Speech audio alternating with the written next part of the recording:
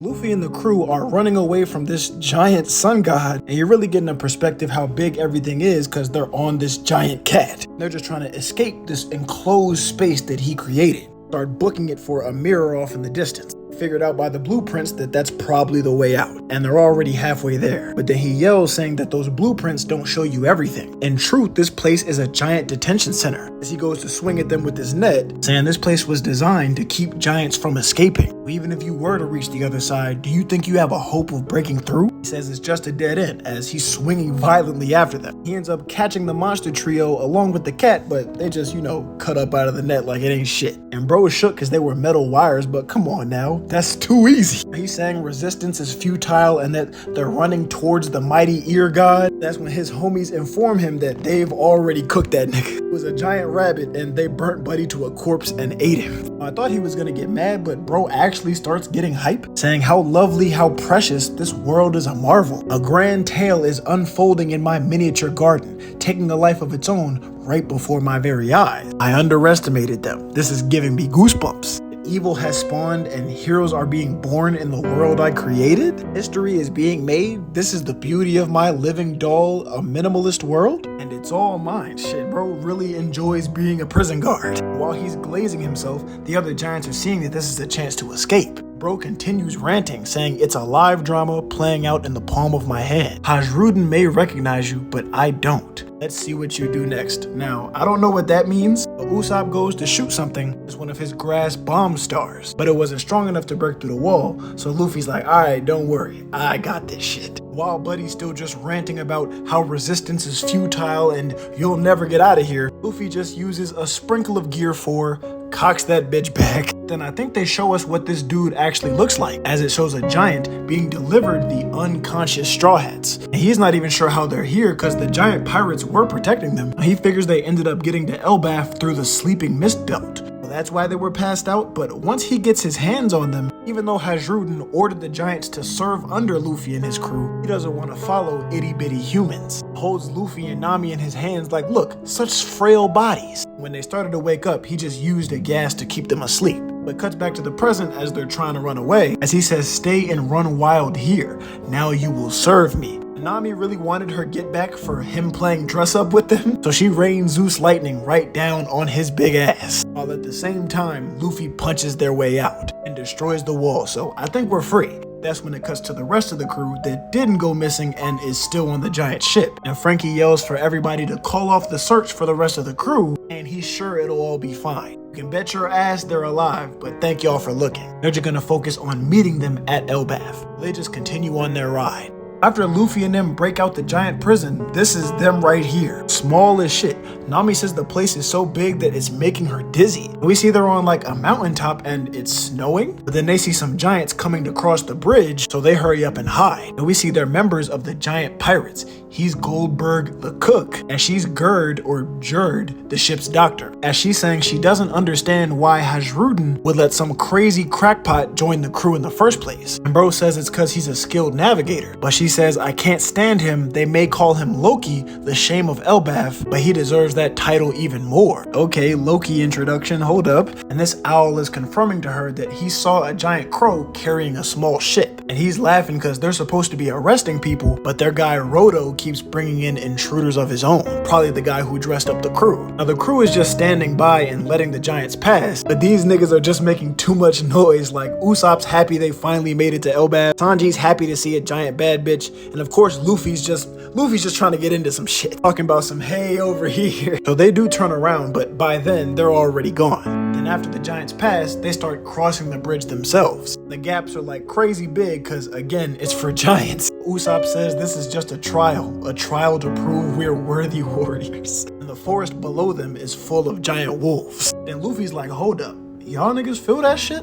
I'm getting goosebumps. So Zoro's thinking to look for it, but Sanji grabs him like, nah, we're not going anywhere. All forests are off limits for you because you keep getting lost. Luffy says he heard something that sounded like a roar even back in the block country. He just jumps off the bridge and goes right ahead. So like usual, fuck the rest of the crew, I guess. Back on the giant ship, they all get the newspaper. It says Dory and Bragi are wanted for attacking Egghead. The giant warrior pirates have awoken after a century-long absence. They set Egghead ablaze with Emperor Straw Hat Luffy, and both of their bounties got raised like hell, all the way up to 1.8 billion each. They like, damn, nah, we wasn't trying to make no comeback. Their bounties only used to be 100 million, so this is crazy. Damn, their Robin just looking fine as shit. She says they're also blaming Luffy for Vegapunk's murder. The narrative is always just being tweaked and changed. And Lilith starts laughing like, haha, y'all killed me. Hey, the media do be running shit like that. She asks, when Luffy goes Gear 5, does he normally get this mark on his arm? And is this the VV mark or something? Well, what is this? But they say they never noticed it before because he's always moving too fast. In this picture though, it's crystal clear. She's not sure what it means, but it seems familiar. Again, is this a callback to Vivi? I don't know. The Giants keep talking about Hejruden getting them to help out Luffy, but then we learn from the Giants talking that Hejruden is actually the king's son, and that he wanted to come get the crew himself, but Dory and Bragi did it because they had seniority. And either way, somebody had to stay back in Elbaf to watch out for trouble. But Frankie's like, what you mean? Now this guy says it all started when Dory and Bragi went missing. Elbaf actually has another prince, and when he was born, they called him the Accursed Prince. He devoted himself to darkness a few years ago and was sentenced to crucifixion. He tried to flee, but the warriors came together to catch him. But Frankie's like, wait, all the warriors? What do you mean? And bro says, yeah, he's not right in the head. You see, there's a legendary devil fruit said to be passed down through the royal family. His desire to eat it was so great that he killed his own father, King Harold. And that's why we won't let the Accursed Prince loose again. Because if Loki ever does escape, it'll be the end of everything. And once again, he's the shame of Elbaf. And of course, that's whose aura Luffy sensed as he walks up on him. Loki's laughing like, hey, what's your name? Of course, I'm Luffy, the man who will be king of the pirates, but then asks who he is and where they are. He says this is Warland, the mighty kingdom of Elbaf. They say this is the birthplace of war, and I am the sun god who will bring about the end of the world. Of course, stating his name to be Loki. Luffy starts cheering like, finally, we're in Elbaf. We've wanted to come here for ages.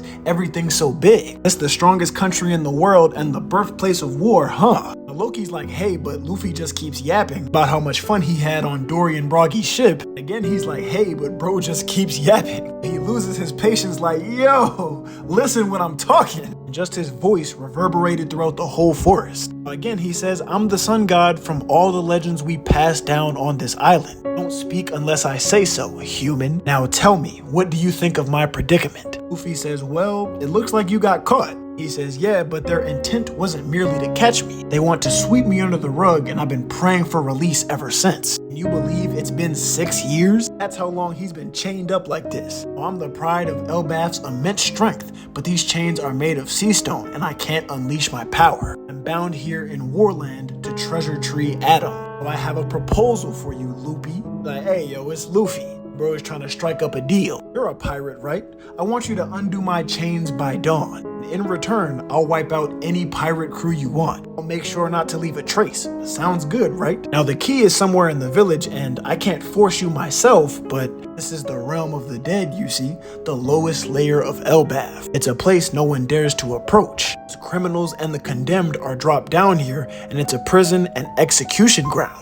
If you dig up the snow here, you'll find countless remains of humans and giants. So it's showing some big ass animal crushing a giant tree in its hands. As Loki says, these things have lived on this mountain for thousands of years. In our legends, they called this the first world. And this world of the dead belongs to the sun, you foolish human. Well, I don't know what brought you here, but you should watch your steps around these beasts. They often come up to see their master because I befriended them as a child. Luffy says wow because it makes him feel nostalgic about his own time skip and periods spent with giant animals. Loki says the only salvation from the beasts is to dress yourself in putrid smelling clothes, to live and serve as a walking corpse. We see a couple of his supporters walking up like, yo, that's a little bit harsh. And they're asking, who is this new guy? Is it okay if we let the monsters eat him? Oh, and by the way, sorry we all fainted earlier. None of us expected red-haired Shanks to show up. But Luffy's like, hold up, I know you didn't just, you said Shanks, right? Luffy get happy as shit thinking he gonna see him. And at the same time, he tames all of the giant beasts. Loki's like, alright, who the hell is this nigga? But Luffy asks again like, hold up, Shanks was here? He's like, you know him? Huh, did he come? We're talking about that coward of a pirate, right? And as soon as he says that, without hesitation, Luffy goes gear 4 and just tries to knock this nigga's shit loose. Lucky for him, he was able to weave that shit. So he's like, hold up, nigga, I was just joking. Well, Luffy says that's not nothing to joke about, but he's like, nigga, I'm chained up, I can't even move. He doubles down like, so, I don't give a fuck, don't piss me off. Next time you say something like that, I'ma bury you in that tree. Whoa, I'll leave this nigga spazzing. Then he asks, why did Shanks come all the way here? Is he still on Elbaf? There's no way he was just running an errand. Loki says that's just something I can't tell you.